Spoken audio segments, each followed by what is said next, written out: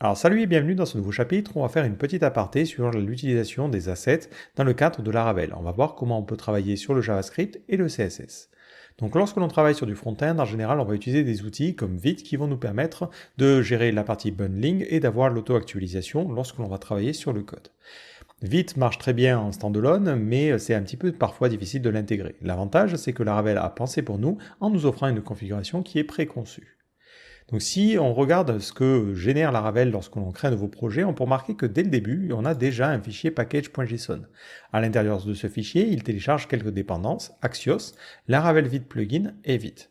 Donc tout de suite, ce qu'on peut faire pour pouvoir travailler avec les assets, c'est faire un coup de npm install. Vous pouvez utiliser yarn ou pnpm, ça pose aucun problème. Une fois que c'est installé, on va demander à Laravel de lancer le serveur de développement avec un npm run dev. Là, ça ne fait que lancer le serveur de développement de Vite sur le port 5173.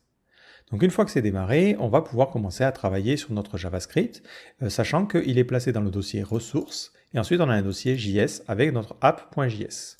Ce fichier est entièrement vide pour l'instant, si ce n'est qu'il importe Bootstrap. Alors Bootstrap, c'est un petit fichier qui rajoute des headers et qui rajoute de la configuration à Axios, mais il n'y a véritablement rien de bien compliqué. Vous pouvez avoir des explications sur ce qu'il fait, mais globalement c'est tout bête. Vous avez aussi la partie CSS qui se situe à ce niveau-là. Si on regarde le fichier vite.config.js, c'est là où on a la configuration de Vite, donc il utilise le plugin Laravel Vite plugin, et il lui précise que le point d'entrée, ça va être ces fichiers-là. Et on a l'auto-refresh qui fait que lorsqu'on va sauvegarder ces fichiers-là, on va avoir l'actualisation. Alors le problème, c'est que maintenant, il faut charger le JavaScript qui provient de ce serveur de développement au niveau de notre page. Donc moi, ce que j'avais fait, c'est que j'avais chargé mes CSS et mes JS depuis le CDN. J'aimerais bien plutôt utiliser ce qui provient de Vite. Donc pour le faire, on a une directive à ce niveau-là. Donc on va commenter ce code-là. Hop. Et la directive s'appelle Vite. Vous faites un @vite et vous allez lui donner le chemin des ressources que vous souhaitez charger. Au final, ces chemins-là, ça sera ni plus ni moins que les mêmes chemins que ce que vous avez ici. Donc dans mon base.blade.php, je vais mettre ça. Si maintenant j'essaie de réactualiser ma page, on va voir que par défaut tout va être cassé, mais si j'affiche le code source, voilà ce qu'il génère. On voit que le chemin vers le CSS utilise le serveur de développement de Vite, et pareil pour la partie JavaScript. Et il rajoute aussi un petit lien vers le client de Vite qui permet d'avoir la réactualisation. Si jamais on coupe le serveur de développement et qu'on fait un npm run build, automatiquement, ça va permettre à Vite de bundler les différents fichiers. Donc on voit qu'il va générer un fichier JavaScript. Il va aussi générer un fichier manifest.json qui va contenir les chemins. Mais ça, on s'en fiche complètement. Automatiquement, grâce à la directive Vite, si on réactualise la page, on voit que Laravel est automatiquement capable de résoudre les bons chemins et de faire le lien à la fois vers le JS et le CSS. Donc lorsque vous allez travailler, vous allez faire un npm run dev. Lorsque vous allez publier, vous allez faire un npm run build. Après, pour le fonctionnement en interne, il n'y a pas grand-chose à dire. Si je vais dans mon app.js et que je lui demande de faire un console.log et d'afficher bonjour, on va voir qu'automatiquement, il va rafraîchir la page et afficher les choses.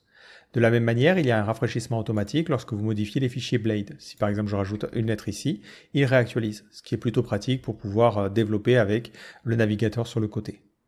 Pareil pour le CSS, si je rajoute des règles, par exemple je choisis au niveau de mon body de mettre un background color et on va mettre du gris, automatiquement ça va s'actualiser en live. Et ça c'est super intéressant.